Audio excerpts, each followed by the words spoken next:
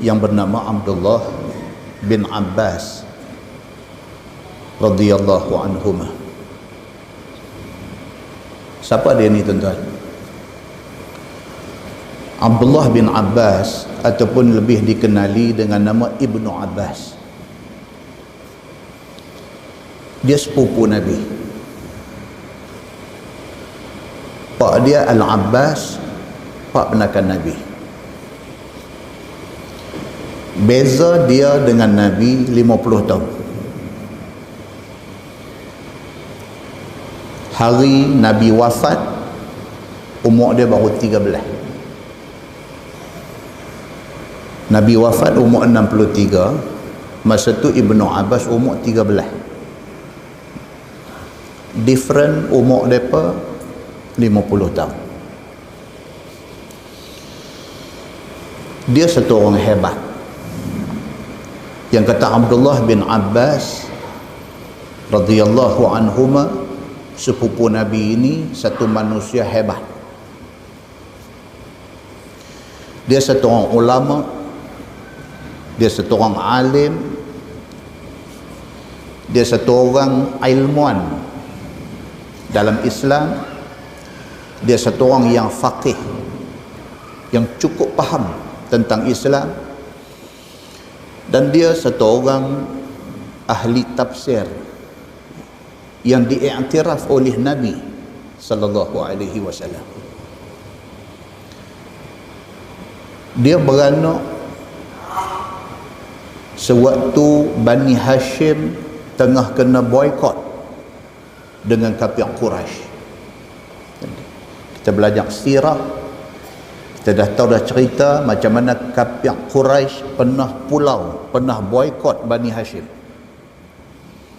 Dia lahir ketika itu.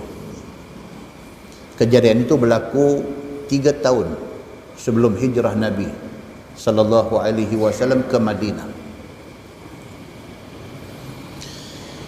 Dia pernah dipanggil Al-Bahru. Kita baca kitab ni Bahrul Madhi. Bahru maksud dia apa? Laut luah, lautan luah. Abdullah bin Abbas pernah dipanggil Al-Bahru. Dia dipanggil Al-Bahru kerana ilmu dia melaut luah. Pada masa pemerintahan Sidina Umar bin Al-Khattab radhiyallahu an dengan Sidina Uthman bin Affan radhiyallahu an, masa pemerintahan dua khalifah ini, Abdullah bin Abbas dijadikan reference, dijadikan tempat depa rujuk masalah. Masa pemerintahan Sayyidina Umar dan Sayyidina Uthman radhiyallahu anhuma, pada masa pemerintahan dua orang ini, Abdullah bin Abbas dibenarkan oleh pemerintah untuk keluar fatwa.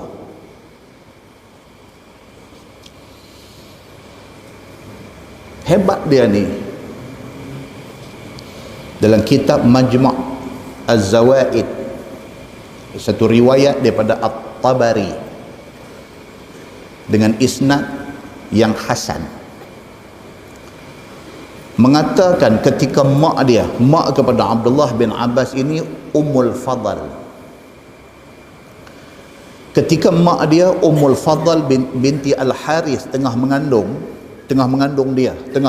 kepada Abdullah bin Abbas ini, mak dia pun tak tahu kata dia mengandung. Dia berjalan dekat dengan Hijr Ismail, Kaabah.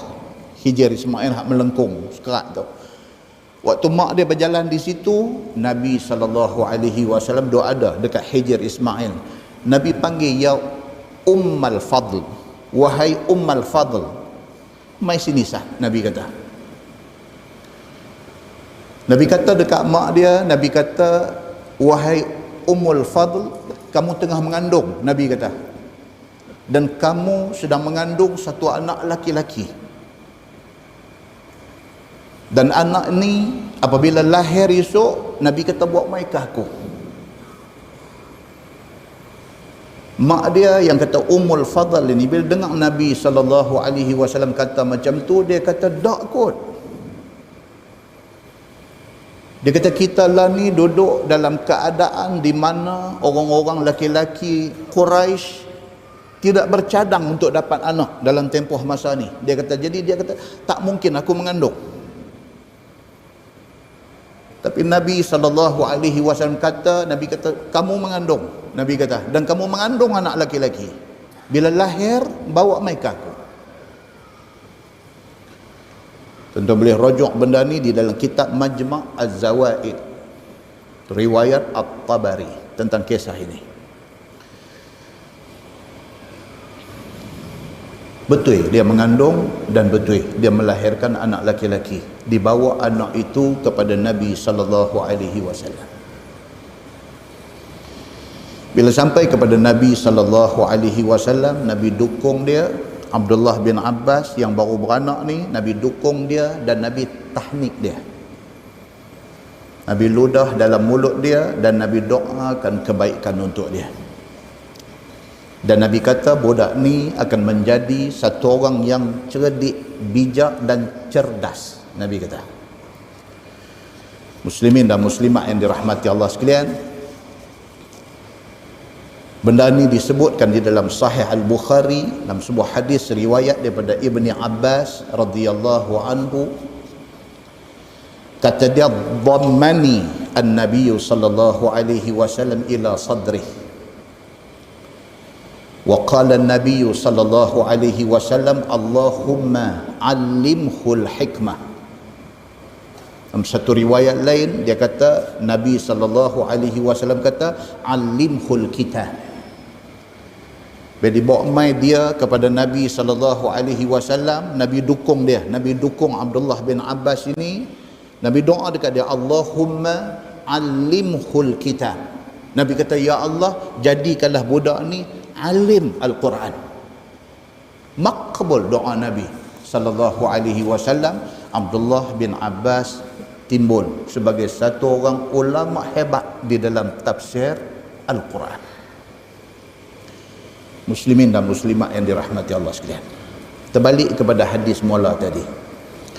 Dia kata Ani bin Abbasin qal, daripada Abdullah bin Abbas dia kata kana Umar bin Al-Khattab radhiyallahu anhu yudni Ibn Abbas. Umar bin Al-Khattab ketika dia jadi khalifah, dia duk panggil Abdullah bin Abbas ini dekat dengan dia untuk diminta pendapat, untuk dibuat rujukan dan sebagainya. Faqala lahu Abdurrahman ibn Auf, salah seorang daripada sahabat Nabi yang juga termasuk dalam 10 orang yang jamin syurga, iaitu Abdurrahman bin Auf radhiyallahu anhu. Apabila dia tengok Sayyidina Umar duk panggil Ibnu Abbas ini, duk panggil mai join dalam kalangan orang tua-tua. Sayyidina Umar orang tua, dan dia dilingkungi oleh sahabat-sahabat lain yang juga tua-tua, orang senior. Tiba-tiba Sayyidina Umar duk panggil Abdullah ibnu Abbas yang budak ni, duk panggil mai join dalam kelompok orang tua. Jadi orang tua-tua ni ada sebahagian rasa macam tak apa selesa. Rasa macam tak apa selesa. Macam kita hari ni lah, bila bulan Ramadan, kita sembahyang tarawih, kita panggil budak-budak yang hafal Quran mai jadi imam.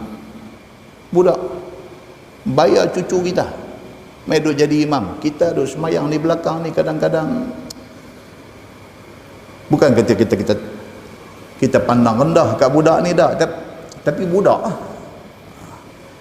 jadi kita semayang ni, budak ni baca sedap tapi budak nak pergi panggil ustaz kat dia pun tak gamak, jadi duk panggil budak. Orang tanya masjid apa siapa jadi imam? Ada daripada Gilang lah, tu imam pun ada juga, tapi ada daripada ambil budak-budak. Dia panggil budak-budak, tak panggil tu imam, nak panggil tok macam mana kecil. Macam tu punya perasaan. Bukan tak respect, bukan tak hormat, bukan, tapi budak-budak. Abdurrahman bin Auf, apabila Sayyidina Umar bin Al-Khattab radhiyallahu anhu duk panggil Abdullah bin Abbas, duk mai masuk dalam kalangan hak senior-senior, dia dalam kalangan orang tua-tua ni, Abdurrahman bin Auf ini dia ada sikit rasa galat, maka dia voice out benda ni, dia suarakan benda ni. Faqala lahu Abdurrahman bin Auf, maka kata Abdurrahman bin Auf, dia kata inna lana abna'an mithlah. Abdurrahman bin Auf kata kepada Sayyidina Umar, dia kata ya Amiral Mukminin, dia kata anak aku pun bayar dia ni, anak aku pun bayar dia ni. Dia kata hang duk panggil dia main masuk, tak selesa.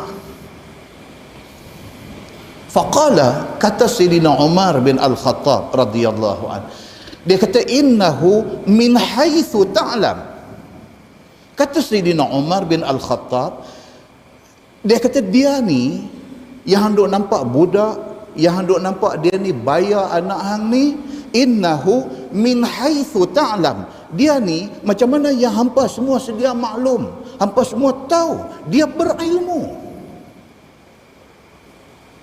Jangan duk tengok umur dia, jangan duk tengok kecil dia, dia ni satu orang yang berilmu, dan benda ni semua orang tahu. Sayyidina Umar, tanyalah siapa pun yang ada dalam masyarakat kita ni, orang kenal Abdullah bin Abbas ini. Daripada cerita tadi, daripada cerita mak dia mengandung dia, mak dia pun tak tahu lagi. Nabi tahu dah. Nabi kata, ya Ummal Fadl, hang tengah mengandung, yang hang kandung tu anak jantan, esok beranak, buat mai kat aku. Nabi kata, bila buat mai, Nabi tahnik dia, Nabi belah mulut dia, Nabi doakan dia, Nabi minta supaya dia dijadikan Allah ulama yang alim di dalam Alkitab, di dalam Al-Quran. Dan ternyata makbul doa Nabi, dia jadi ulama tafsir yang hebat. Cerita ni Sayyidina Umar kata bukan aku tahu, hampa pun tahu. Kata Sayyidina Umar, innahu min haitsu ta'lam, dia ni alim, dia berilmunya, dia ni hampa pun tahu. Fasa'ala Umar ibn Abbas an hadhihi al-ayah, maka Sayyidina Umar pun depan semua orang, dia tanya kepada Abdullah bin Abbas ini tentang sepotong ayat. Ayat apa? Firman Allah, idza jaa nasrullahi wal fath. Sayyidina Umar kata dekat dia, ya Ibn Abbas, bagi tahu dekat kami apa maksud ayat ini. Idza jaa nasrullahi wal fath, apabila tiba pertolongan Allah berjaya. Apa maksud ayat ni? Takkan orang Arab tak tahu apa makna ayat tu, idza jaa nasrullahi wal fath. Ini bukan soal apa makna dia, tapi di sebalik ayat ni apa cerita dia. Faqala, kata Abdullah ibnu Abbas, dia kata ajalu Rasulillah sallallahu alaihi wasallam. Dia jawab apa? Dia kata ayat idza jaa nasrullahi wal fath, bila turun ayat itu bermakna ajal Nabi sudah dekat. Hak kita duk tahu tu selapis, dia pi berapa lapis. Bukan cerita idza jaa nasrullahi wal fath, bukan maksud dia bila Allah hantar mai pertolongan kita semua berjaya, bukan maksud tu. Tapi di sebalik ayat itu, kata Ibnu Abbas, bila Allah buat turun mai idza jaa nasrullahi wal fath, maknanya Nabi sudah dekat dengan tarikh wafat dia. Bila Islam sudah berjaya, Nabi tak perlu lagi. Bila Islam sudah diberi kejayaan oleh Allah Subhanahu wa taala, sudah tidak ada tugas untuk Nabi. Nabi sudah bawa Islam letak di satu tempat yang tinggi. Kerja Nabi sudah selesai. Maknanya apabila Allah buat turun ayat ni, ajal Nabi, tarikh wafat Nabi sudah dekat. A'lamahu iyahu, kata Ibnu Abbas, Allah Subhanahu wa taala buat turun ayat tu sekaligus Allah nak bagi tahu dekat Nabi, kerja kamu sudah selesai, bermakna ajal kamu sudah dekat. Bila Ibnu Abbas habaq macam tu, qala Umar, Sayyidina Umar bin Al-Khattab kata apa? Dia kata ma a'lamu minha illa ma ta'lam. Sayyidina Umar kata aku pun tak tahu Bila turun ayat tu, makna kata ajal Nabi sudah dekat, aku pun tak tahu. Tapi Allah buka hikmah, kebijaksanaan kepada Ibnu Abbas. Dia tahu bila turun ayat tu, maksudnya kerja Nabi sudah komplit. Nabi sudah dekat dengan ajal dia. Muslimin dan muslimat yang dirahmati Allah sekalian, dia dan betul-betul duduk dengan Nabi 30 bulan aja. Ibnu Abbas, dia dan betul-betul duduk belajar daripada Nabi ni betul-betul 30 bulan aja. Dia betul-betul close dengan Nabi. Kelebihan dia apa dia? Pasal dia sepupu Nabi, dia duduk dalam keluarga Nabi. So close dia, rapat dia dengan Nabi ini bukan rapat sahabat saja, rapat keluarga lagi. 30 bulan itu dimanfaatkan sebaik-baiknya, sehingga kan semua dia korek ambil daripada Nabi sallallahu alaihi wasallam, sehinggalah dia menjadi orang hebat. Sehinggalah disebut Abdullah bin Abbas radhiyallahu anhuma, orang faham ini sahabat besar dan ini alim Quran yang amat sangat, dan alim dia ni adalah bersebab musababkan kepada doa Nabi sallallahu alaihi wasallam kepada dia. Mudah-mudahan muqaddimah itu memberi manfaat kepada kita insya-Allah. Kita menggunakan Bahrul Mazi jilid 13. Bahrul Mazi jilid 14. Muka surat 57. Muka surat 57, bab ma jaa fil habbati sauda. Itu bab yang datang pada menyatakan tentang habbatus sauda. Syekh Marbawi terjemahkan habbatus sauda. Al-habbatus sauda ini dengan nama jintan hitam. Jintan hitam. Ketahuilah saudaraku, adalah habbatus sauda itu adalah biji-biji halus yang hitam warnanya. Asal habbatus sauda ni dia biji halus macam jintan lah. Dia masak pakai jintan hitam, jintan putih tu, dia macam tu punya partikel. Serbuk halus itu warna hitam. Itu asal dia. Hari ini dia dah transform jadi macam-macam. Ada yang ditransform dalam bentuk kapsul habbatus sauda, ada yang ditransform dalam bentuk biji-biji macam Mesir duk buat, anak-anak kita duk bawa balik main ni. Tapi itu semua asal dia daripada habbatus sauda, biji-biji kecil yang berwarna hitam. Ketahuilah saudaraku, habbatus sauda itu adalah biji halus warna hitam, lebih kurang sebesar biji lenga, dia kata. Dudaklah lenga, tak tahu. Ditanya ayah dia, ayah apa biji apa? Biji lenga, ayah dia kata. Biji apa? Biji lenga, ayah dia kata. Biji apa? Dia jadi macam iklan tanya burung murai tu. Burung apa? Pak dia kata burung murai. Saya tanya burung apa? Burung murai. Dia main macam tu. Pasal dia tak tahu. Biji lenga, dia kata. Maka pada jintan hitam ataupun habbatus sauda itu ada banyak khasiatnya dan ubat-ubatannya. Oh, dia ada banyak khasiat dalam habbatus sauda itu. Terkadang faedahnya dengan sendirinya sahaja, yakni tidak campur apa benda lain. Habbatus sauda ni tidak perlu dicampurkan dengan benda lain. Semata-mata habbatus sauda tu makan sudah membawa manfaat, dia kata. Sudah ada khasiat dia. Dan terkadang-kadang berfaedah dengan campur benda lain. Kadang-kadang campur dengan benda lain pun boleh jadi ubat juga. Janji mau ada dia, mau ada habbatus sauda, begitu. Maka syarah ada berpesan suruh lazimkan memakan habbatus sauda itu, seperti mana hadis yang dikeluarkan oleh Imam At-Tirmizi an Abi Hurairah anna an-nabiy sallallahu alaihi wasallam qala alaikum bihadhihi al-habbati sauda fa inna fiha shifaan min kulli da'in illa sam wasam al-maut, dia kata. Diriwayatkan daripada satu sahabat Nabi sallallahu alaihi wasallam, nama dia Abu Hurairah radhiyallahu anhu, bahwasanya Nabi sallallahu alaihi wasallam bersabda, lazimkan oleh sekalian kamu memakan ini biji-bijian habbatus sauda. Nabi kata alaikum, biasakan. Biasakan kalau boleh tiap-tiap pagi bangkit tidur, sebelum keluar pergi kerja, sebelum keluar pergi cari rezeki, 1 camca madu habbatus sauda. Nak cantik lagi, perkemas dengan minyak zaitun belak sikit. 3 ni pagi-pagi.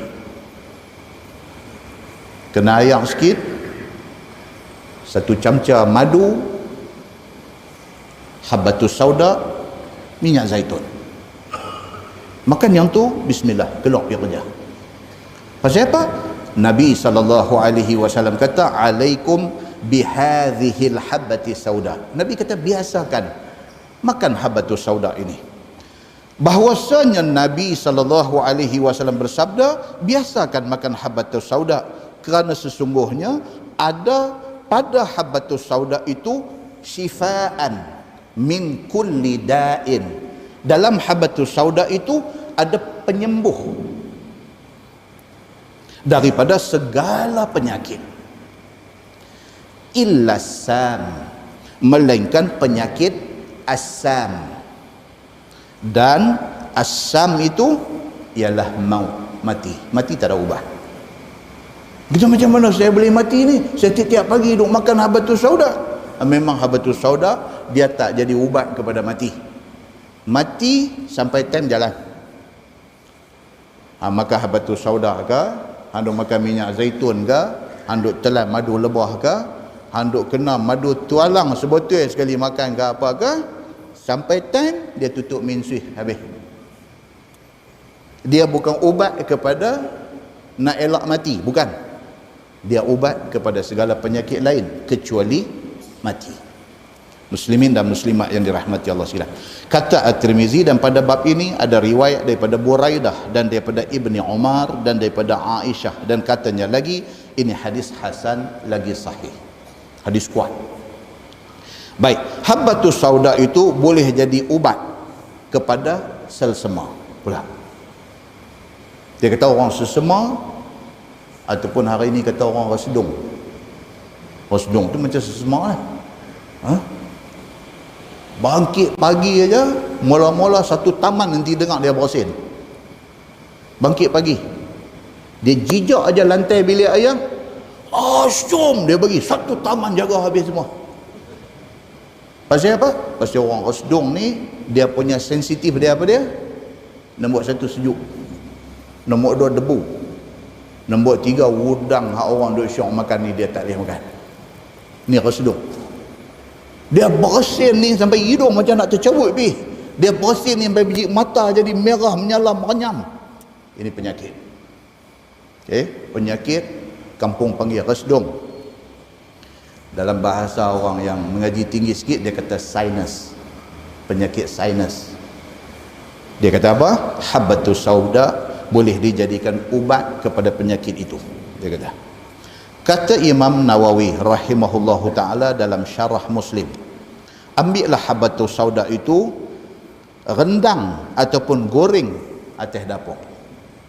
Dia suruh goreng habbatus sauda, dia suruh rendang, kemudian punjut di dalam satu perca kain. Punjut, tahu punjut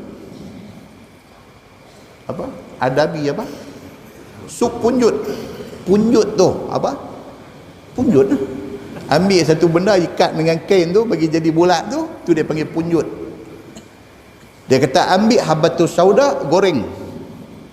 Tak payah boh apa minyak, apa minyak Seri Murni ke apa, tak payah, rendang dia saja. Habbatus sauda bubuh dalam belanga, mantah-mantah lalu tu, tak pakai minyak apa, goreng dia bagi panas. Bila dia dah panas dah, ambil perca kain, balut habbatus sauda tu bagi jadi punjut, bagi jadi satu bungkus tu, dan dicium selalu akan dia. Ambil lagu duk cium.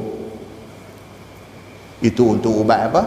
Orang kuat bersin, selsema, sinus ataupun rasdung. Saya nak jual ubat pula, nampak macam ni. Begitu. Insya-Allah hilang penyakit itu selamanya, dia kata. Bagus. Kan? Baik.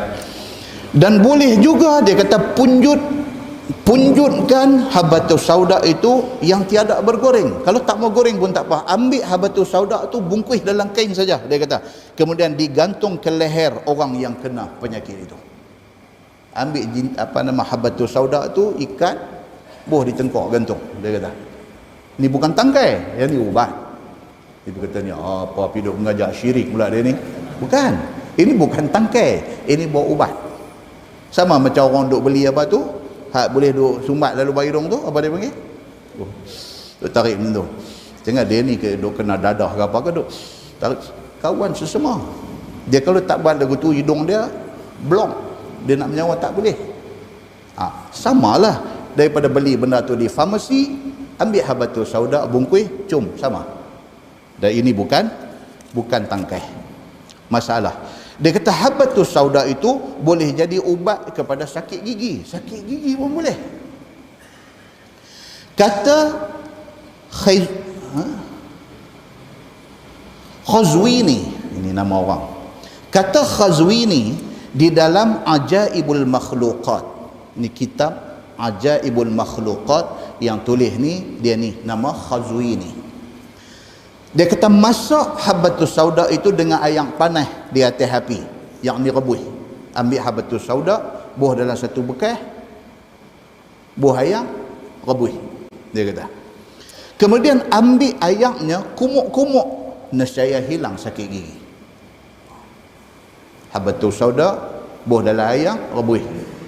Ayam tu sekali lagi kumuk. Kumuk-kumuk-kumuk loh, kumuk-kumuk-kumuk loh, sakit gigi hilang insya-Allah. Dia kata lagu tu. Istimewa pula jika direbus dengan kayu sonobar. Dia kata nak karan lagi, ambil kayu sonobar, campur sekali rebus. Kayu sonobar ni kayu apa tuan-tuan? Kayu pokok pine. Pokok pine. Pokok pine ni pokok apa? Tak tahu. Pokok pine lah. Tuan masuk internet, Google, tengok pokok pine, tengok image, dia keluar gambar apa, yang tu lah pokok pine. Kayu tu ambil, campur dengan habatus sauda, dia kata, lepas tu buat apa? Boleh buat ubat sakit gigi, rebus dan kumuk-kumuk dia. Macam itulah dia kata habatus sauda ini juga boleh mematikan kutu-kutu anjing dan sebagainya dalam rumah. Direbuskan dia, kemudian dipercikkan dalam rumah rata-rata dan sebagainya. Macam-macam kegunaan habatus sauda ini. Baik.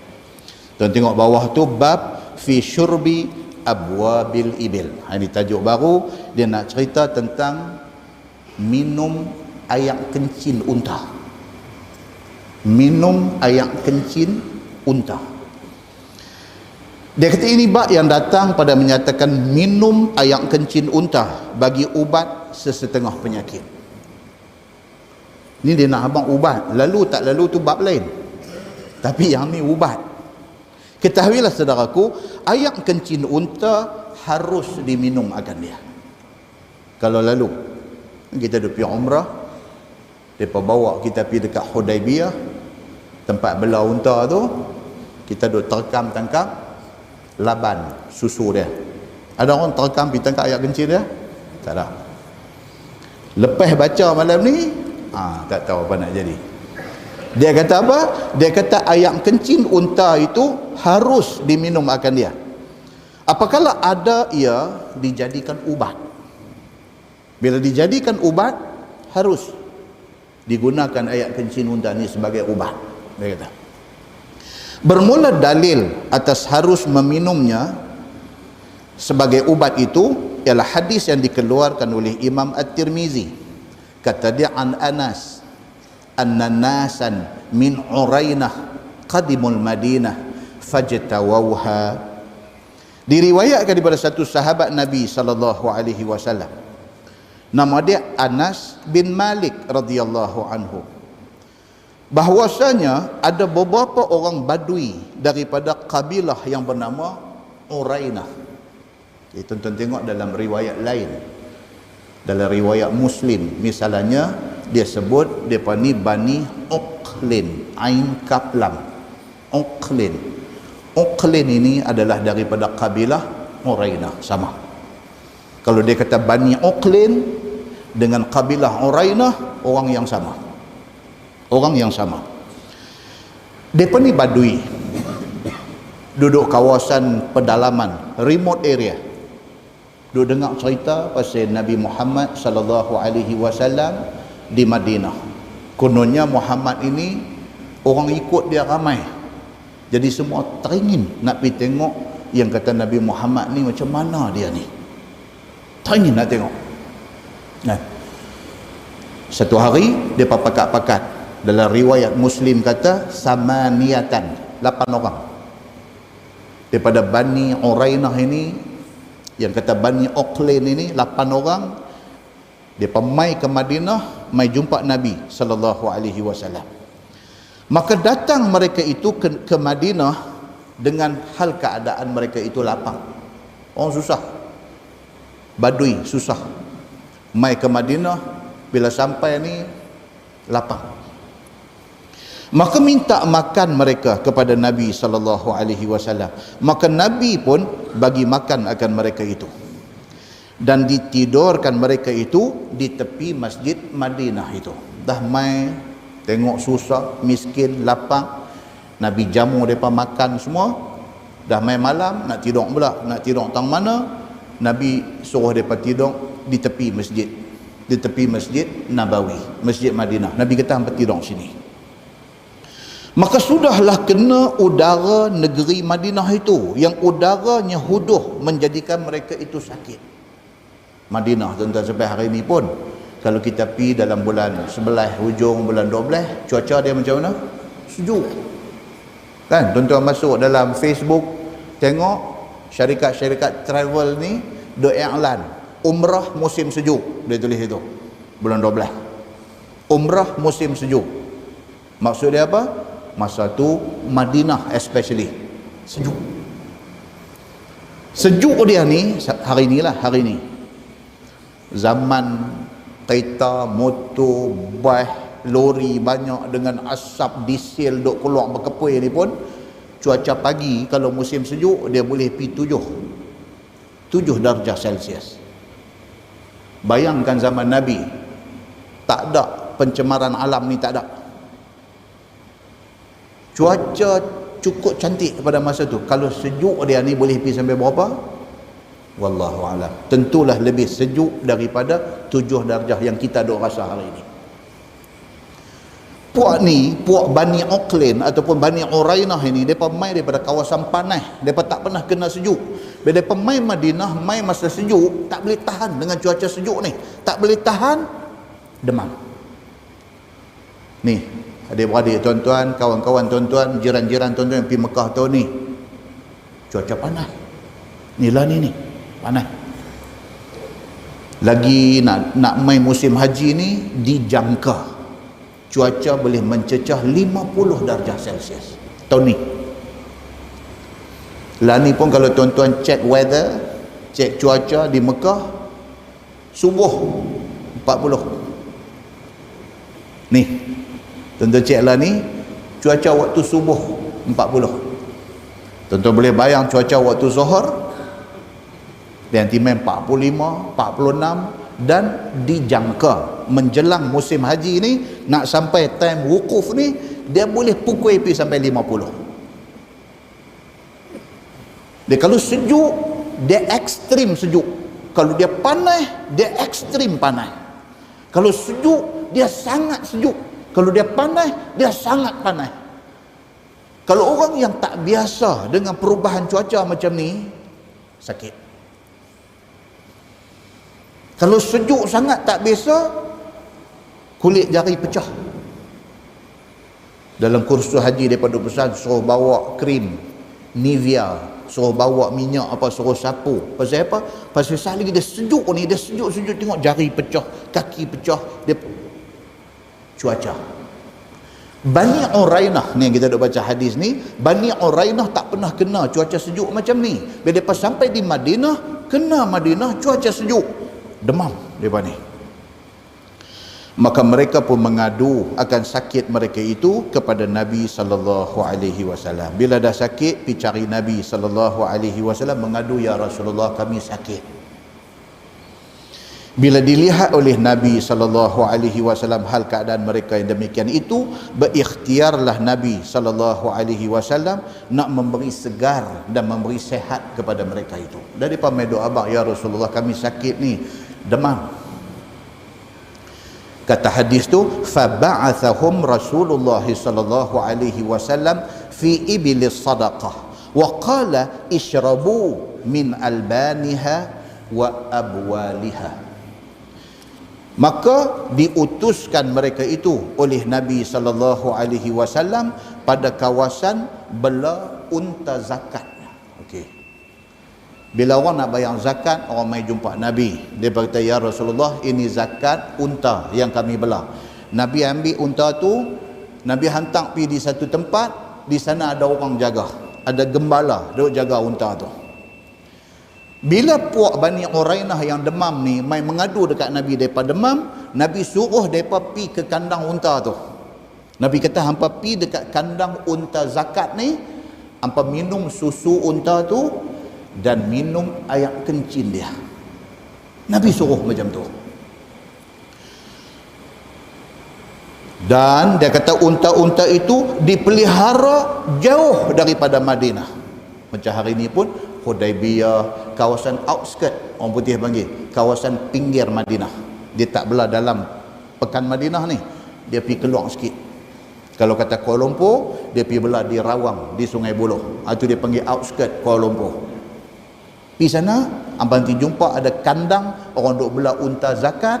Pergi jumpa kawah duk belah tu, habang kat dia kata, Nabi hantar abang suruh mai sini. Habang kata Nabi suruh minta susu unta dan juga air kencing unta. Abang minta dan minum, Nabi kata. Dan sabda Nabi SAW kepada mereka itu, apabila kamu sampai di sana, maka duduklah di sana sehingga sehat. Nabi kata macam tu. Minum oleh sekalian kamu akan susu unta itu dan minum akan air kencingnya. Nabi suruh begitu, supaya sembuh penyakit sekalian kamu itu. Kata At-Tirmizi, dan pada bab ini ada riwayat daripada Ibni Abbas, dan katanya lagi ini hadis hasan lagi sahih. Tuan-tuan, hadis ni sebenarnya adalah hadis yang kontroversi. Dia kata hadis ni adalah hadis yang kontroversi, kerana kalau tuan-tuan tengok di dalam riwayat Muslim, hadis sahih riwayat Muslim, dia ada sambung cerita tu. Dalam riwayat Muslim kata, Nabi suruh mereka pi habaq dekat kawan yang belah unta tu, Nabi hantar kami mai, Nabi suruh minta susu dengan air kencing unta untuk kami minum, untuk nak jadi ubat kami sakit. Dalam riwayat Muslim dia sambung, dia kata fasahhu, lepas mereka minum, Allah bagi mereka sihat dan dia minum susu unta tu, dia minum air kencing unta tu, Allah kembalikan sihat kepada mereka ni, 8 orang ni sihat. Faqatalur ra'i. Dalam hadis Muslim kata apa? Bila sihat, otak mereka dah mula fikir yang lain. Wih, mereka tersempoi ke unta ni? Dengan minum susu dengan air kencing dia ni, sakit punya teruk tadi ni, dandan sihat ni. Otak dah jalan kot tu dah. Nampak sempoi juga unta ni. Faqatalur ra'i. Dia pembunuh penggembala unta itu. Tuan-tuan tengok, yang kata manusia. Manusia ni pasal apa pergi jadi macam ni? Pasal apa manusia ni jadi macam ni? Bila dia susah, dia ingat Tuhan. Bila Tuhan bagi dia senang, dia lupa. Pasal apa manusia jadi macam ni? Sakit, pergi cari Nabi. Nabi habaq kata, pergi sana, minum susu dengan air kencing unta, insya-Allah hampa sihat. Dia pergi minum, Allah izinkan dia sihat. Otak dan jalan kot lain, dia bunuh penggembala unta itu. Ra'i, maksudnya penternak unta tu. Dia bunuh dia. Waqtaradu al-ibil, dia samun semua unta-unta ada tu, nak balik kampung mereka. Fabalagha dzalika Rasulullah sallallahu alaihi wasallam. Apa yang depa buat ni sampai khabar kepada Nabi sallallahu alaihi wasallam. Orang lari mai habaq dekat Nabi, dia kata, ya Rasulullah, ingat tak 8 orang Bani Urainah, Bani Uqlin yang mai jumpa baru ni, depa mai jumpa Nabi, masuk Islam di depan Nabi. Lepas tu Nabi bagi makan, bagi minum, bagi apa kat depa. Nabi suruh depa tidur di pinggir Masjid Nabawi. Tiba-tiba depa sakit, Nabi suruh depa pi kat tempat belah unta, suruh minum susu dengan air kencing unta. Allah bagi depa sihat balik. Depa kata, ya Rasulullah, tuan tahu dah apa jadi kat depa ni? Nabi kata, apa jadi? Depa sudah bunuh penggembala unta kita. Depa samun semua unta-unta hak duk ada yang dia ni duk belah. Pi report benda ni kepada Nabi sallallahu alaihi wasallam. Fa ba'atha fi atharihim. Nabi segera kumpul satu pasukan orang. Nabi kata, pi jejak depa ni sampai dapat. Aku nak depa ni semua. Nabi tegas, tuan-tuan. Benda yang melibatkan jenayah dan sebagainya, Nabi takkan lepas.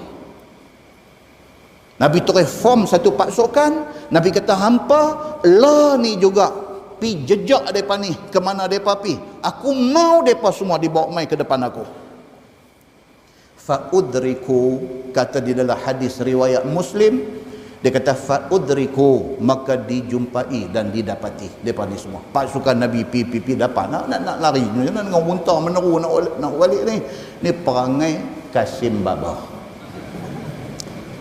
Bila dah dapat dah cara nak buka pintu gua, Nya insing mata kajib, guru buka, masuk tengok 40 penyamun punya harta duk ada dalam tu.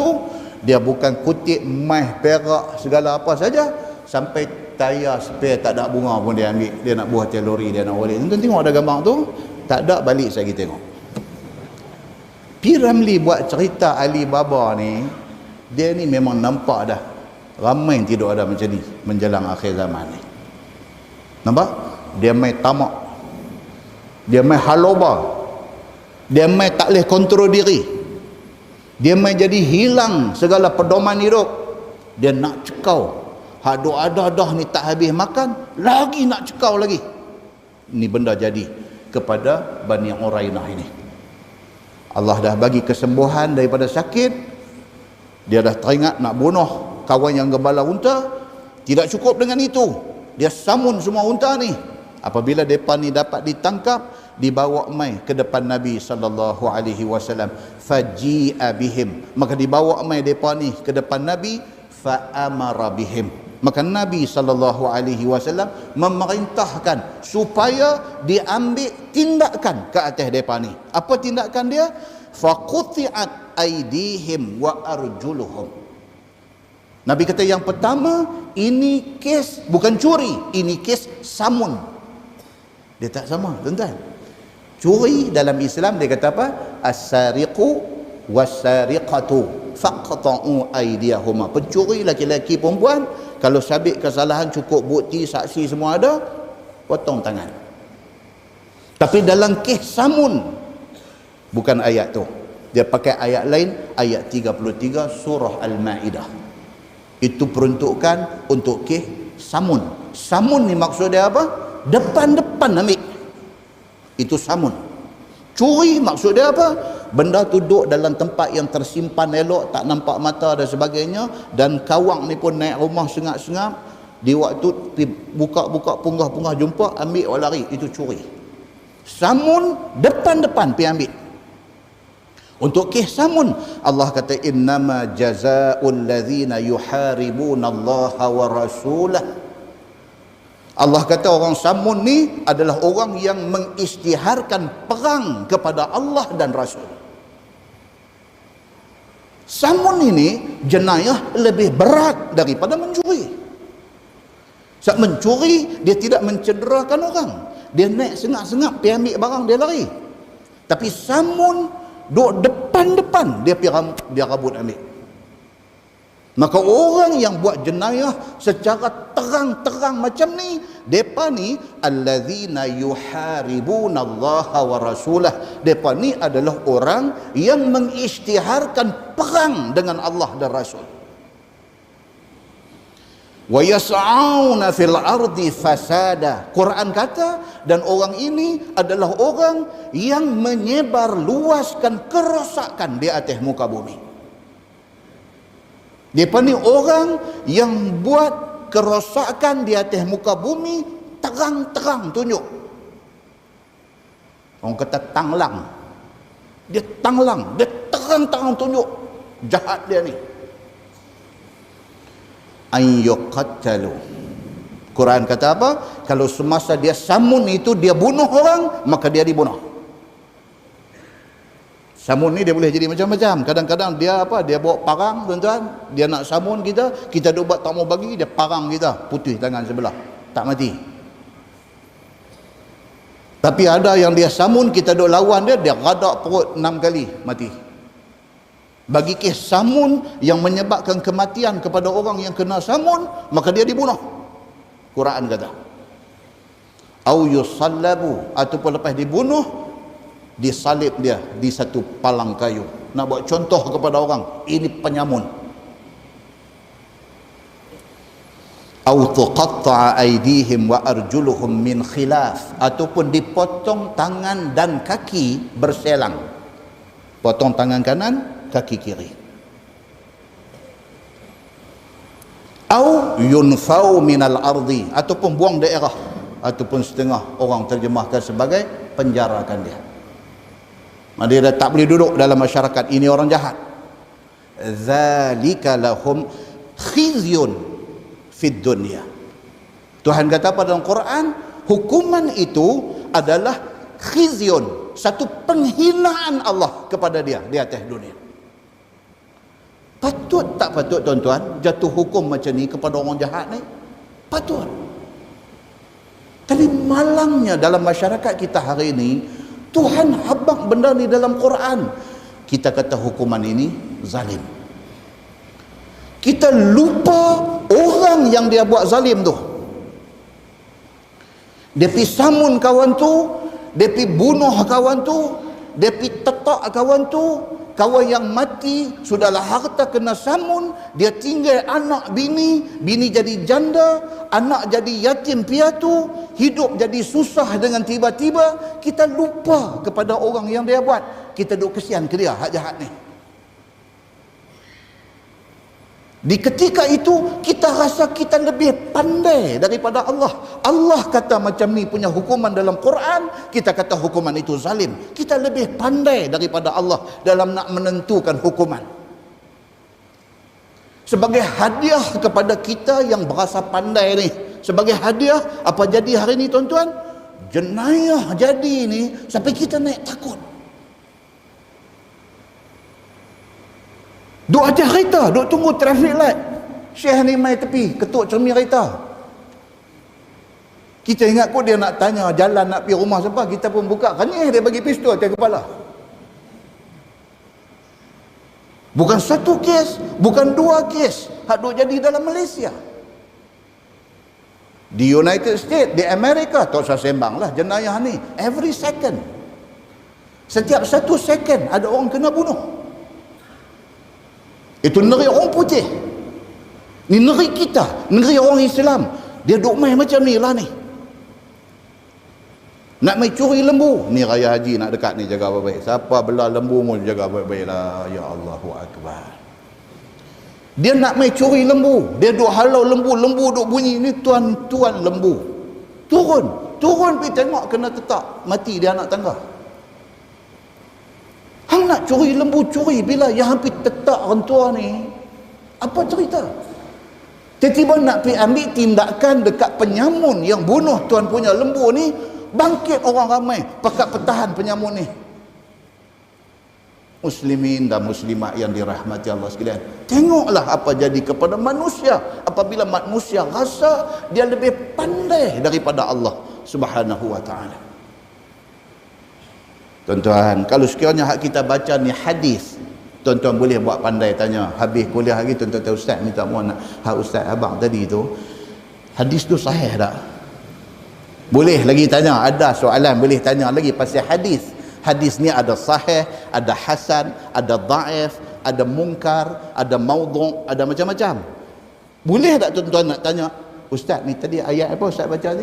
Ayat 33 surah Al-Maidah. Ayat tu sahih tak? Muslimin dan muslimat yang dirahmati Allah sekalian. Bila Allah dah kata begitu hukum dia, maka begitulah hukum dia. Tak mau siapa piduk tunjuk lebih pandai daripada Allah Subhanahu wa taala. Muslimin dan muslimat yang dirahmati Allah sekalian, apabila Kih Bani Uqlin ataupun Bani Urainah tadi ini dia ditangkap dan dibawa mai kepada Nabi sallallahu alaihi wasallam, Nabi jatuh hukum. Nabi kata apa? Potong tangan dan kaki berselang. Kalau tangan kanan, kaki kiri. Nabi kata. Dan yang paling kontroversi hadis ni, yang saya kata tadi hadis ni kontroversial. Yang paling kontroversi ni apa dia? Hadis ni kata apa? Wasumira a'yunuhum, dan dicongkeh biji mata mereka. Nabi memerintahkan supaya 8 orang Bani Uqlim ataupun Bani Urainah ini dikorek biji mata macam Piramli dalam ibu mertuaku. Yang tu pasal apa? Pasal bini dia tahu mata teriak sampai buta, berubat bagi elok, celek biji mata, nampak bini dia. Tengok bini dah jadi bini orang lain. Malah lah dia duk tengok garpu dengan cenca di dinding tu, dia duk nampak, dia korek biji mata dia. Mungkin tuan-tuan, mungkin Piramli ada baca hadis ini. Mungkin idea surah main. Nabi SAW perintahkan supaya Bani Urainah ni yang tadi mai masuk Islam depan Nabi, lepas tu Nabi bagi makan, Nabi bagi tempat tidur apa semua, bila sakit Nabi suruh pergi minum susu dengan air kencing unta, kemudian sehat, bila dah sehat tiba-tiba lupa diri, pergi bunuh penggembala unta, pergi samun unta-unta ni semua lari, biar dapat tangkap. Nabi jatuhkan hukum kepada mereka ni apa dia? Dipotong tangan dan kaki dan dikorek biji mata. Tuan-tuan, kalau tuan-tuan buka di dalam website tentang hadis ni, punya banyak website yang anti-Islam menggunakan hadis ni untuk hantam Nabi sallallahu alaihi wasallam. Dia kata apa? Dia kata Muhammad was too barbaric. Barbaric ni maksudnya apa tuan-tuan? Barbaric.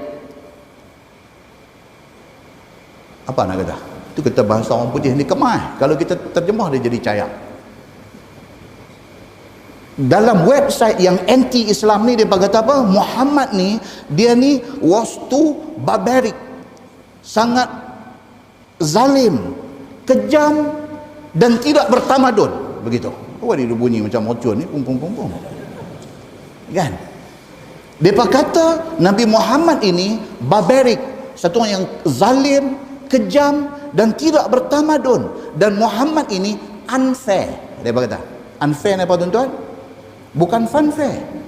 Unfair ni maksudnya telah berlaku tidak adil kepada Bani Urainah ini. Dia tulis macam tu. Lepas tu you just imagine, cuba hang bayangkan, mereka ni badui. Mereka mai jumpa Nabi, mereka masuk Islam. Takkan dengan sikit kesalahan mereka pikir tu. Mereka ni baru masuk Islam, dia kata takkan dengan kerana sikit kesalahan hampir jatuh hukum sampai korek biji mata. Mereka duk pegang tang korek biji mata tu.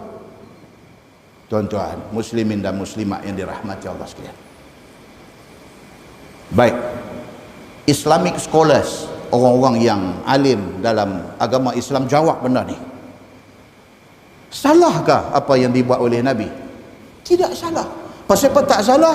Pasal Nabi buat bukan dengan pikiran dia, tapi Nabi buat berdasarkan kepada perintah Allah di dalam Al-Quran. Dipotong tangan kanan kaki kiri, ayat 33 surah Al-Ma'idah yang kita baca tadi. Ni yang korek biji mata pasal apa? Kerana penggembala unta yang mereka bunuh tu, mayat ditemui dalam keadaan dua-dua biji mata mereka congkeh. Quran sebut qisas di dalam Islam ni. Qisas.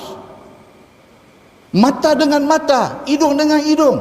Maka oleh kerana penggembala unta yang susah miskin, yang mencari rezeki, membela unta ni, hampa bunuh dia dengan cara yang cukup zalim dan kejam, maka hampa juga dikenakan hukuman yang setimpal.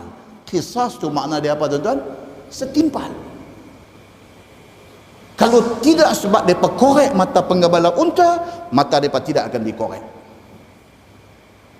Muslimin dan muslimat yang dirahmati Allah sekalian, walau bagaimanapun hadis tentang Bani Urainah ini kemudiannya telah dijadikan satu modal oleh golongan yang anti-Islam untuk nak hantam Nabi SAW. Muslimin dan muslimat yang dirahmati Allah sekalian, hadis tu sama dia kata apa? Summa nubidhu fi syamsi hatta matu. Kemudian depa ni Bani Urainah ini dilempak ke tengah panas sehinggalah mereka mati di terik matahari. Muslimin dan muslimat yang dirahmati Allah sekalian, kita hari ini punya masalah apa tuan-tuan?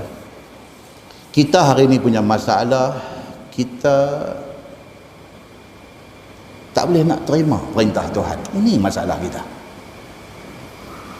Kita punya isu lah ni, bila dibacakan hadis, ada terlintas dalam hati kita, rasa macam mungkin zaman Nabi boleh pula, tak boleh. Ada. Kita duduk main macam tu.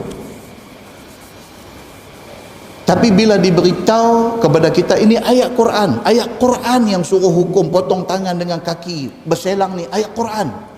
Bila dah habaq ayat Quran pun hati duk rasa berat lagi. Duk rasa kalau buat ada nak boleh ni, nak pakai ayat ni. Itu masalah kita. Maka kita highlight macam-macam benda. Hari ni tuan-tuan boleh tengok, ya Allahu Akbar. Bila bercakap pasal hukum Islam, ramailah orang agama pakai duk bercakap apa? Kita tak boleh jalan benda ni pasal orang ramai kita tak faham. Kita dengar benda tu.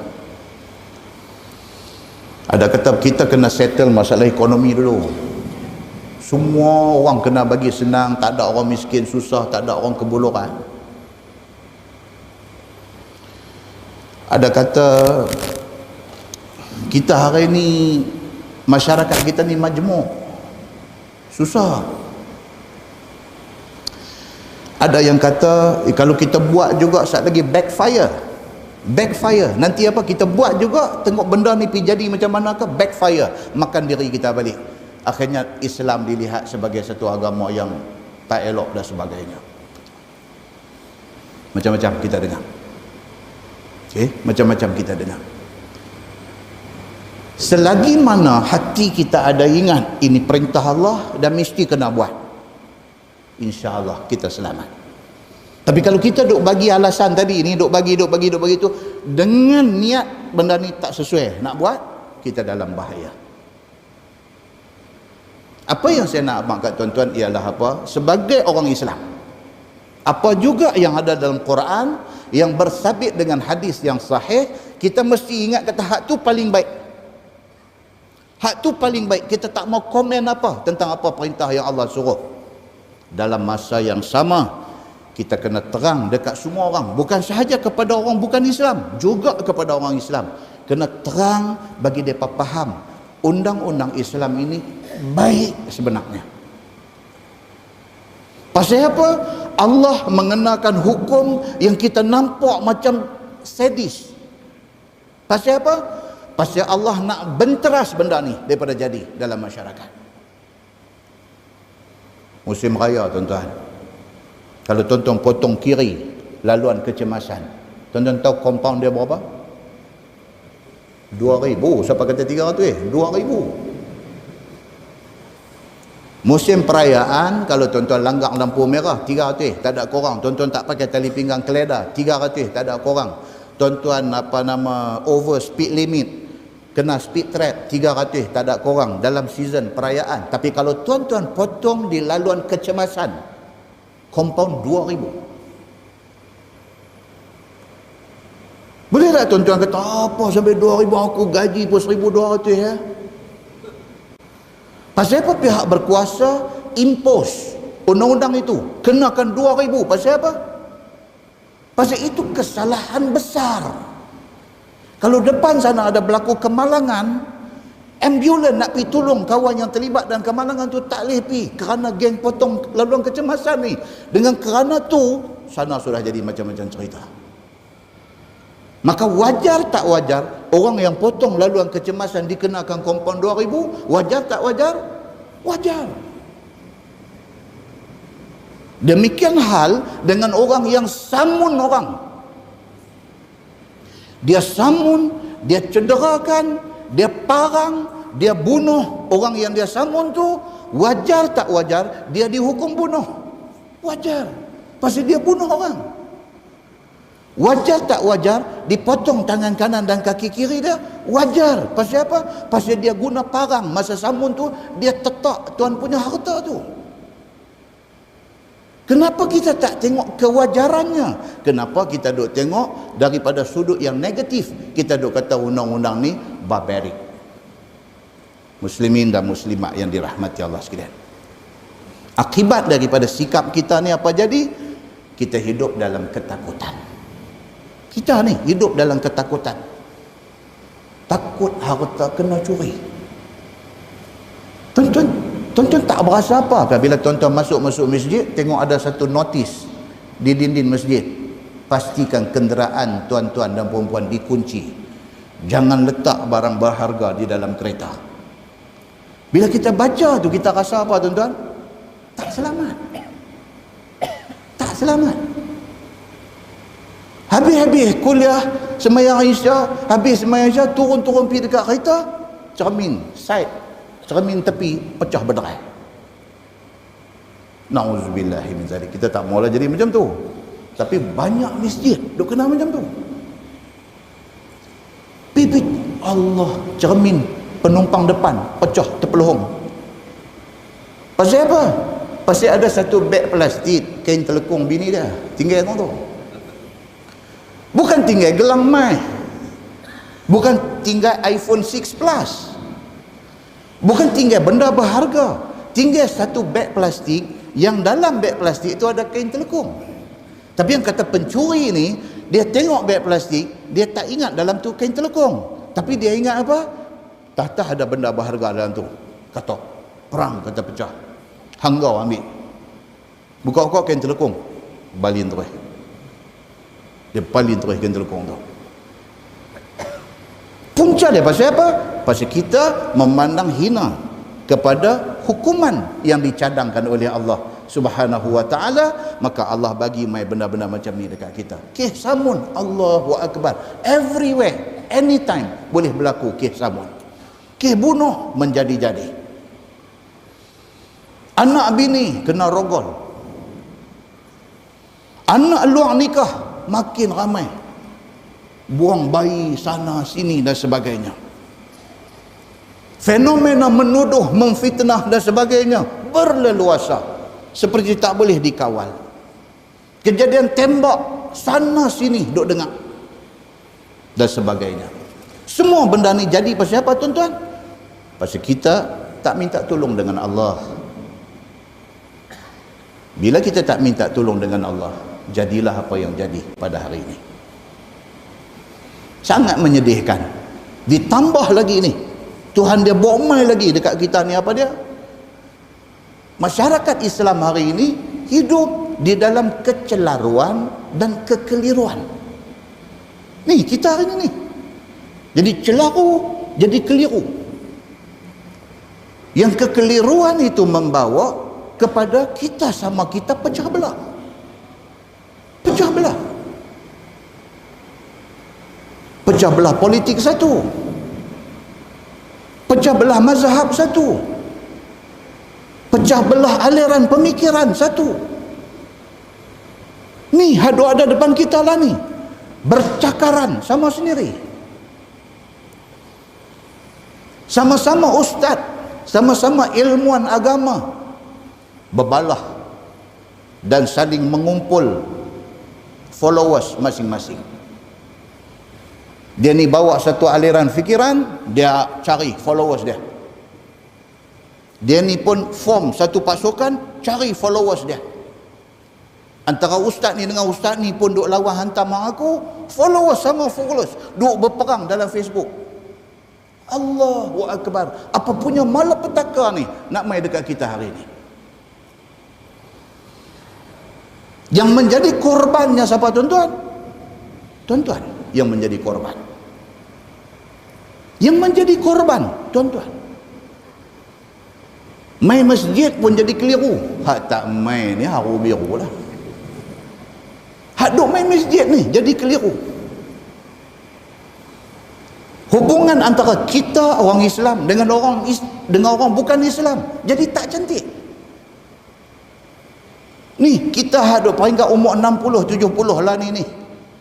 Cuba bayangkan kita 50 tahun dulu, kita boleh duduk sekampung dengan China, dengan India, kita tak ada buruk sangka kat dia, dia tak ada buruk sangka kat kita. Kita ada hormat dekat dia, dia ada hormat dekat kita. Tapi hari ini sudah tidak ada. Bukan semua, tapi duk jadilah, dia duk jadi. Dia makin duk merebak benda ni. Prejudis, buruk sangka dan berbagai-bagai lagi. Golongan yang nak mengambil kesempatan atas agama, yang nak exploit agama menjadi-jadi. Buat niaga pun nak sangkut dengan agama juga. Saya jual ayam goreng, yang ayam ni dengan Quran 30 juzuk. Apa hal ayam goreng dengan Quran 30 juzuk? Apa hal? Hal dia hal meniaga. Hal meniaga. Awak kalau bersaing secara terbuka tak boleh ke? Tak, tanpa melibatkan Quran 30 juzuk. Lah ni jual madu lebah, tak apa lagi. Esok dia jual sarang lebah. Yang lebah ni pun dengar Quran juga.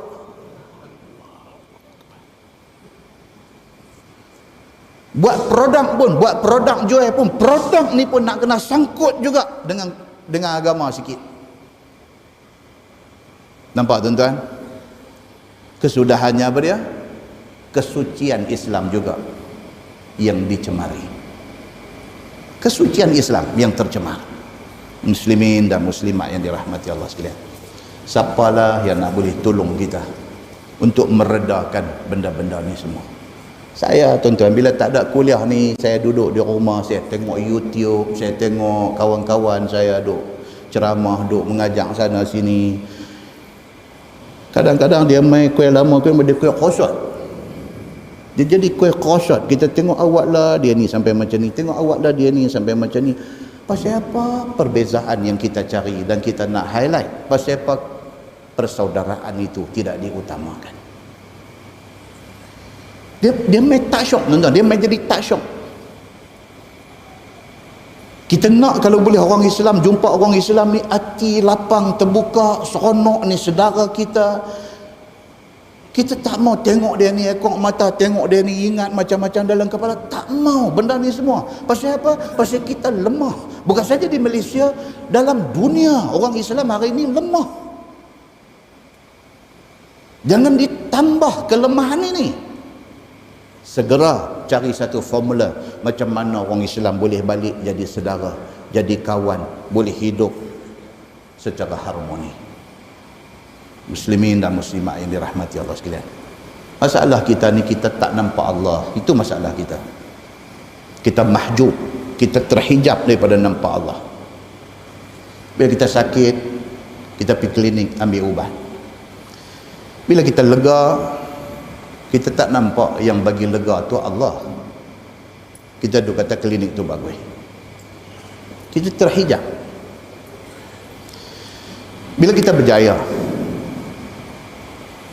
kita tak nampak Allah yang bagi kejayaan tu kat kita, tapi kita duk nampak kerana kita kerja kuat, kita berjaya. Terhijab. Bila kita jadi kaya, kita tak nampak kekayaan tu Allah bagi. Kita duk nampak kita jadi kaya ni kerana kita gigih. Bila Allah bagi kat kita bini, anak-anak yang baik-baik, kita tak nampak itu anugerah Allah kepada kita. Kita duk kata kita lah parents of the year. Kita yang berjaya didik anak-anak kita sampai jadi macam ni. Bila kita kena himpit dengan masalah, kita cari orang minta tolong. Bila kita terlepas daripada masalah, kita duk sebut kawan tu lah tolong kita. Kita tak nampak sebenarnya Allah yang melepaskan kita daripada masalah tu. Dia tolong kita, cukup dengan kita terima kasih kat dia.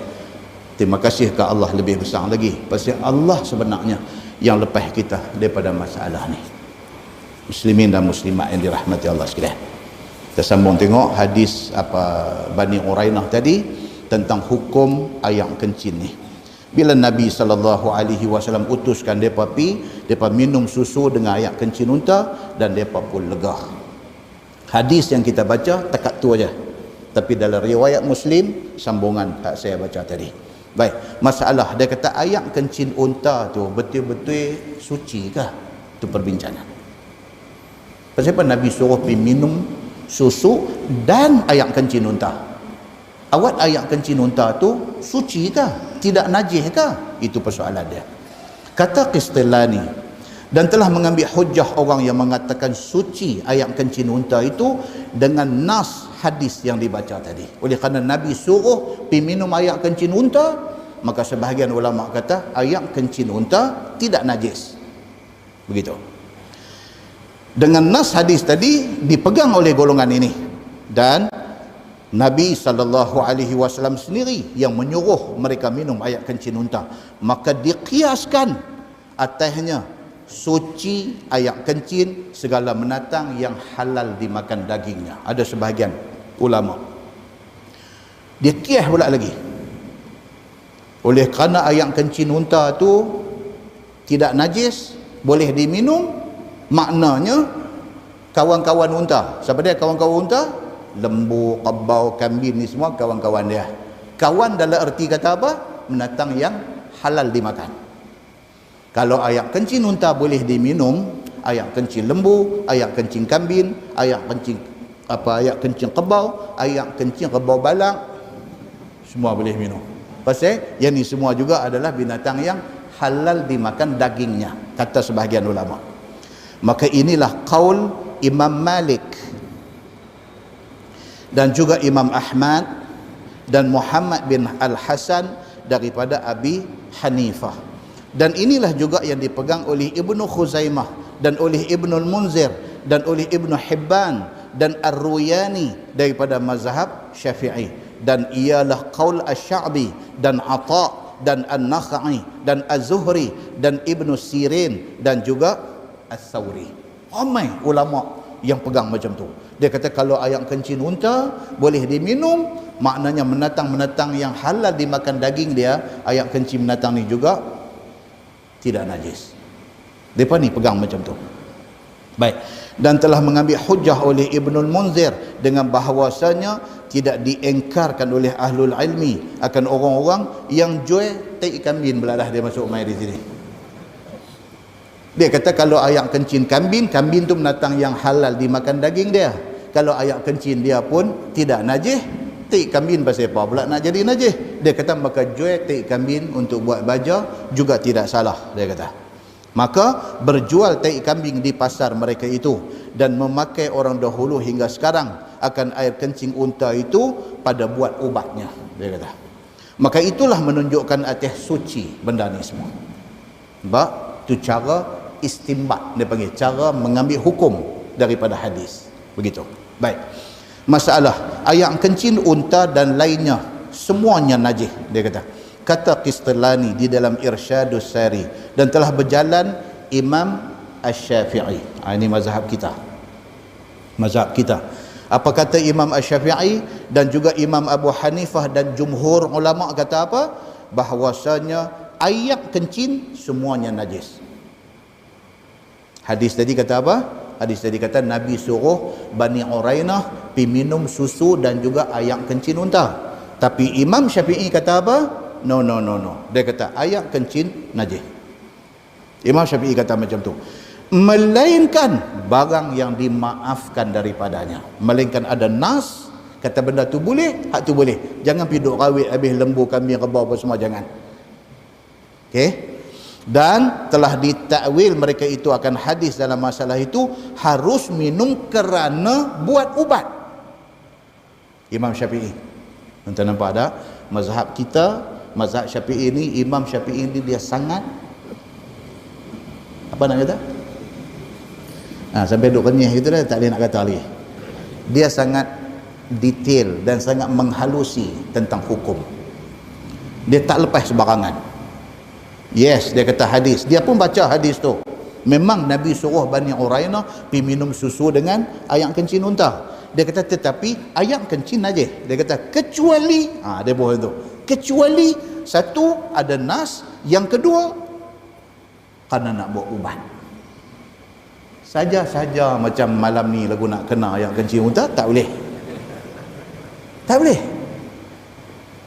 Malam ni lagu cari depa kata ada kedai Arab batang mana aku ni, tanya.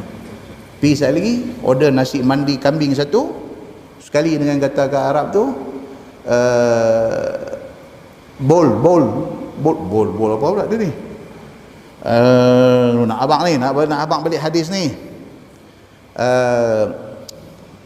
Albaniha wa abwaliha, abwal, bol, abang.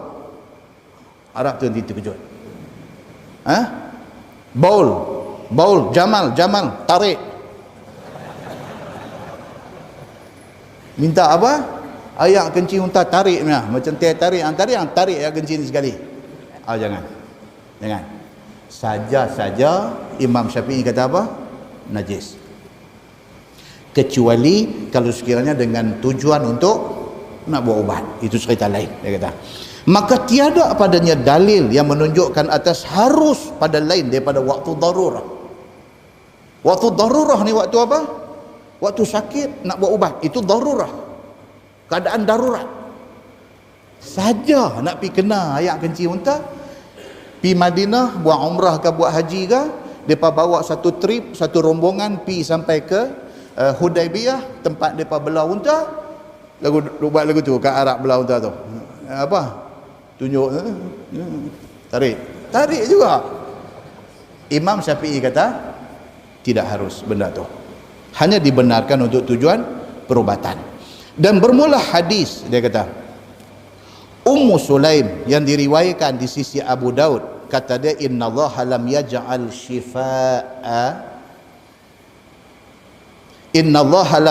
shifaa'a ummati fima harrama 'alaiha, bahwasanya Allah Subhanahu wa taala tidak menjadikan sembuh umat aku daripada apa-apa sakit dengan barang yang diharamkan. Ada satu hadis riwayat Abu Daud, dan ini hadis sahih. Imam Syafi'i pegang hadis ni. Allah tidak akan jadikan benda najis menjadi ubat yang menyembuhkan umat aku. Nabi sebut benda tu. Allah tidak akan menjadikan benda najis menjadi ubat kepada umat aku. Itu hadis dia. Bahwasanya Allah tiada menjadikan sembuh umat aku pada barang yang diharamkan ke atasnya. Bermula ini hadis ditanggungkan akan dia atas waktu ikhtiar. Kalau waktu biasa, najis tidak akan jadi ubat. Adapun pada waktu suntuk, maka harus ya. Tu dia silap tu, dia kata maka haram ya tu, tuan-tuan perbetul, maka harus ya. Kalau dalam waktu sakit, tuan-tuan, ada orang pernah telefon saya pukul 2 pagi pun menangis. Ustaz, dia kata ni bapak saya dekat ICU hospital. Bapak saya kencing manis kronik, masuk wad pun dah lama. Ni kritikal. Doktor minta anak-anak bagi permission, mereka nak masukkan insulin.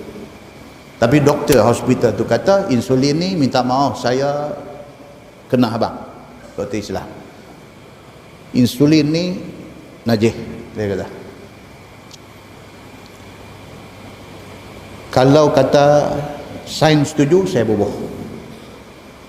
Kalau tak setuju, terpulang, dia kata. Surat dia ada. Anak telefon mai, Ustaz ni macam mana ni? Orang menangis sambil bercakap, sambil menangis. Ayah saya ni orang semayang, Ustaz. Ayah saya ni hidup dia kira masjid 5 waktu, Quran ni hari-hari dia baca. Allahu Akbar, macam mana saya nak sign surat nak bagi benda haram masuk badan dia? Nampak? Ini dia beritahu apa? Dalam waktu darurah, dalam waktu suntuk, benda tu harus. Boleh. Pasal apa? Pasal tidak ada alternatif lain kepada ubat tu. Kalau ada alternatif lain, pilihan lain daripada ubat yang katanya haram itu, tak boleh pakai ubat yang haram tu, kena pakai yang lain. Tapi kalau tidak ada pilihan melainkan itu sahaja, maka dalam keadaan yang macam tu harus dia kata. Muslimin dan muslimat yang dirahmati Allah. Sama dengan kes apa ni 2-3 hari ni, kes apa? Vaksin. Kan? Vaksin. Sampai orang tak reti pun nak pergi buat cakap pandai, ni masalah kita. Bagus TV ambil apa? Sahibus Samahah, Datuk Mufti Wilayah Persekutuan, Datuk Dr. Zulkifli Al-Bakri. Ini orang bagus tuan-tuan. Ini betul-betul bagus punya orang. Dia bachelor daripada Universiti Madinah. Dia buat masters daripada Universiti Jordan. Dia buat PhD di Malaysia. Beranak tahun 67. Muda lagi. Tahun 67. Tapi dia buat style macam orang tua-tua macam tu. Tapi dia trusted person. Satu orang yang boleh dipercayai. Daripada dulu, dia bukan jenis kaki ni tak. Dia bagus, dia orang bagus daripada dulu. Dia orang bagus. Dia memang satu orang yang berdisiplin, yang berpegang pada disiplin. Tuan-tuan baca, saya anjurkan tuan-tuan baca. Dia ada duk buat artikel, dia rajin duk tulis artikel Bayan Linnas. Dia duk buat daripada Jabatan Mufti Wilayah Persekutuan. Dia duk buat keluar artikel yang hal itu daripada duk hantam dia ni kes apa? Kes Pokemon Go. Dia awal. Dia apa? Dia tak tunggu benda ni dah dia teruk baru nak bercakap. Dia proaktif. Orang panggil dalam bahasa lah ni, dia proaktif. Sebelum kita pun tak tahu lagi Pokemon Go ni, dia dah keluar dah. Dia dah keluar satu penjelasan tentang game ni, dan dia menganjurkan orang Islam supaya jangan main. Bukan fatwa kata haram dah. Dia menganjurkan orang Islam jangan terlibat dengan game ni. Tuan-tuan tengok macam mana ni puak-puak ni punya duk sedekah dia. Sedekah tau. Allah, orang Penang kalau kata sedekah ni habis sedekah ni kira kena. Depa tulis, depa kecam dia dalam Facebook ni macam dia ni apa ni? Oh tuan-tuan, too much orang kita ni, too much. Hang nak kecam orang, hang tengok dulu siapa. Orang yang seikhlas, kita tengok dia apa kita tahu dia ikhlas. Orang yang seikhlas, Sahibus Samahah, Datuk Dr. Zulkifli Al-Bakri ini, kalau hang pergi kecam dia, hang ni tak ada maruah punya orang. Dia tulis tuan-tuan, dia tiap patah perkataan yang dia nak tulis dalam tulisan dia, dia akan make sure perkataan itu tidak melukakan hati orang. Ni, dia orang macam ni. Dia very soft spoken. Soft spoken. Orang cakap lembut. Lepas dia keluar, orang pakai hantam dia. Lepas tu baru duk tahu sikit. Baru duk nampak. Rupanya game ini berbahaya. Bahaya macam mana tuan-tuan? Bahaya pasal kita mendedahkan rahsia dalam negara kita. Tapi oleh kerana dia mufti, orang anggap kata mufti ni tak tahu apa. Melainkan yang dia tahu buat tahlil, dia tahu baca isi malam jemaat, dia tahu baca doa selamat. Orang setengah orang duk fikir orang agama ni bodoh sampai macam tu. Setengah orang bila sebut kata orang agama, dia duk faham kata orang agama ni bodoh. Tahu-tahu tengok apa jadi tuan-tuan? Presiden Putin. Putin nama dia. Presiden Putin ni siapa tuan-tuan? Presiden Soviet Union. Dia keluarkan arahan Pokemon Go diharamkan dalam negara dia. Pasal apa? Pasal dia mempunyai bukti kata melalui game ini CIA Amerika duk mengutip maklumat sesebuah negara. Bila Putin kata, baru orang mufti kita yang mulia ni kata, kita hantam dia. Bila Putin kata, baru Apa punya orang kita ni? Kita bagi respect kepada orang yang sepatutnya. Itu lebih meletakkan diri kita di tempat yang mulia. Muslimin dan muslimat yang dirahmati Allah sekalian. Dia TV ambil untuk buat apa? Saya baru tengok dalam 2-3 hari ni keluar. Apa? Tentang vaksin ni. Saya apa dia kata? Saya sokong vaksin ke? Saya pro vaksin ke apa ke? Dia pun berdiri pegang tu, dia sokong vaksin ni. Kita bukan ahli dalam bidang tu, kita jangan cakap pandai. Vaksin ni apa? Pergi tanya orang yang pandai dalam bidang tu. Bagi dia terang kat kita, vaksin ni apa? Kalau benda ni bagus, bagus. Kalau benda ni tak bagus, tak bagus. Bila orang yang ahli dalam bidang tu bagi tahu, kita terima dan kita pakai. Muslimin dan muslimat yang dirahmati Allah sekalian. Lepas ni dia masuk bab fi man qatala nafsahu bisummin aw ghairi. Tajuk yang cukup menarik. Tajuk ni tak ada yang tak menarik, semua menarik, tidak apa, tuan-tuan kena main. Apa dia? Man qatala nafsah bisummin aw ghairi. Cerita orang bunuh diri telan racun. Apa hukum dia dan apa dia akan kena di hari akhirat esok. Kemudian dia mai lagi pecahan ni, orang yang bunuh diri bihadid. Dia guna besi, pisau, parang dan sebagainya. Tikam diri, kerat pergelangan tangan, potong tengkok sendiri dan sebagainya, guna hadid, guna besi. Apa hukum dia dan apa dia akan kena hukuman di hari akhirat esok. Dan juga orang yang bunuh diri pergi rabat tempat tinggi. Kalau dulu dia rabat gunung, dia terjun. Hari ini dia rabat jambatan Pulau Pinang, dia dive turun. Hari ini dia naik menara Twin Tower Petronas, dia terjun turun dan sebagainya. Apa hukum orang yang bunuh diri macam ni dan apa yang dia akan kena di hari akhirat esok. Dan lanjutan daripada hukum itu, kita akan tengok pengurusan jenazah orang-orang yang mati bunuh diri. Kita duk kerja mandi mayat, orang mai jumpa kita, tahu ustaz, minta tolong ni, mati bunuh diri, tolong pergi urus. Boleh tak boleh kita pergi urus? Itu lanjutan hukum. Boleh tak boleh? Oh, bunuh diri, bunuh hari ni minta maaf, terus ustaz betul belah biar ustaz, tidur 3 hari 3 malam ustaz tak balik. Adakah boleh macam tu? Okey, tu mandi mayat. Tu imam pula. Mai abang tu imam ni sat lagi kita simpan pukul lepas asar lah kata. Imam kata siapa dia? Ni ada ni duk lorong berapa apa-apa semua. Tak dengar cerita pun. Dia bunuh diri, abang. Tu imam dengar bunuh diri, saya nak kena pergi rumah anak saya Kuala Lumpur. Terus tak cerita. Cungit pi. Adakah macam tu? Dan dia akan bagi tahu kat kita Nabi macam mana. Nabi dulu, zaman Nabi pun ada bunuh diri, ada. Kita akan tengok siapa dia yang bunuh diri pada zaman Nabi.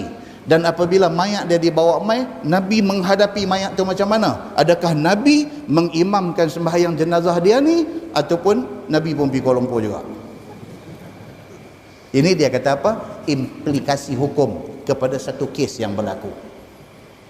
Bak dia tu satu, dia dengan Tuhan, dia nak kena settle panjang cerita. Bak kita hak hidup ni dengan dia ni macam mana? Dia akan mai tajuk-tajuk ni semua, dan dia akan bagi tahu dekat kita perbezaan pendapat di kalangan ulama mazhab tentang kes orang yang mati bunuh diri ini. Kemudian dia mai pula tajuk fit tadawa bil muskir. Boleh tak boleh arak dijadikan ubat kepada apa-apa sakit? Arak. Kita misalnya batuk ni sampai macam nak reban dada ni, punya batuk. Makan ubat ni habis dah, sampai tak makan doktor aja lagi. Ubat ni semua makan habis. Mai satu orang kata ni, dia kata tak tahulah kuah abang lah, dia kata kuah abang aja teh hang lah nak ikut tak ikut, main macam tu. Kita pun nak cuak ubat ni. Dia kata betul-betul, dia kata kalau sampai tahap hang punya batuk ni, dia kata hang kena try bulldog tu. Bulldog dia agak kat kita. Secancar ya, dia kata. Cukup. Secancar ya. Boleh tak boleh? Itu tajuk yang akan datang. Lepas tu dia mai fi sa'ud wa ghairi. Cara berubat ni ada macam-macam. Dia ada cara sa'ud. Sa'ud maksudnya apa? Ubat makan dalam mulut. Dia ada juga cara makan ubat ni cara ladud, titik laidung. Ubat jenis titik laidung. Dia ada juga ubat jenis hijamah, bekam. Bawah tajuk bekam ni pula dia yang timai pula tuan-tuan. Ya Allah, yang kata ilmu Allah Subhanahu Wa Taala bagi kat kita ni 940 orang. 940 orang. Yang kata bekam ni pula, dia kata kalau orang tu tak ada sakit apa, bolehkah bekam? Ataupun bekam ni hanya bagi orang yang ada sakit? Satu perbincangan. Dia main pula, bekam ni bekam tangan mana? Ni tajuk akan datang ni. Nak tumpuk atas kepala ke? Boleh tak boleh bekam atas bau, atas belikat? Boleh tak boleh bekam tengah belakang? Boleh tak? Nabi bekam tangan mana? Dia akan beritahu kat kita. Dia akan beritahu pula kat kita, bekam ni boleh buat anytime ke ataupun dia ada hari dia. Dia akan beritahu, Nabi buat, Nabi ada pilih dia punya hari. Dia ada masa, dia ada waktu, dia ada ketika dia nak berbekam ni. Dia main pula cerita alat nak digunakan untuk bekam. Oh, cerita panjang tuan-tuan. Lepas tu dia main pula tajuk pakai celak mata pula, celak. Oh, tajuk ni pun menarik tuan-tuan. Ya Allahu Akbar. Tajuk celak aja pun nanti rasa macam nak baca ni malam ni. Tajuk celak ni menarik. Ya Allahu Akbar. Tak sangka tajuk yang macam ni saja Nabi habaq mai kat kita, Masya Allah, sangat menarik. Macam tu punya habaq tak mai saya pergi cari pada rumah. Kita tangguh dengan tasbih kafarah dan suratul As. Subhanakallahumma wa bihamdika asyhadu an la ilaha illa anta astaghfiruka. Bismillahirrahmanirrahim. Wal 'asr. Innal insana lafi khusr illa allazina amanu wa 'amilus solihati wa tawassaw bil haqq wa tawassaw bis sabr.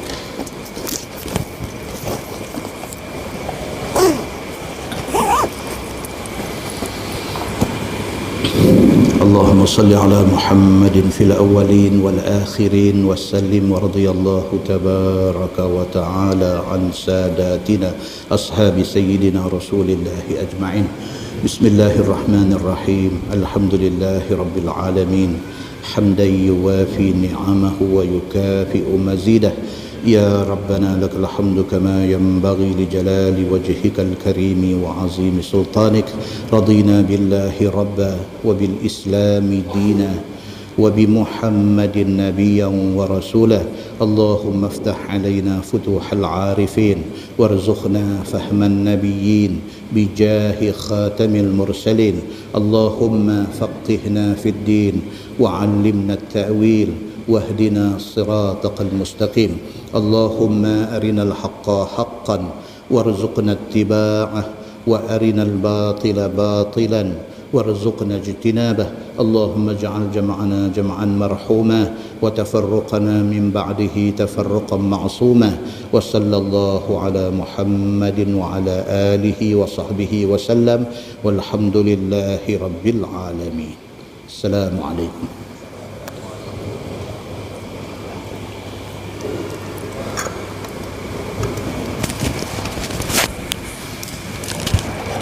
Yang sedap.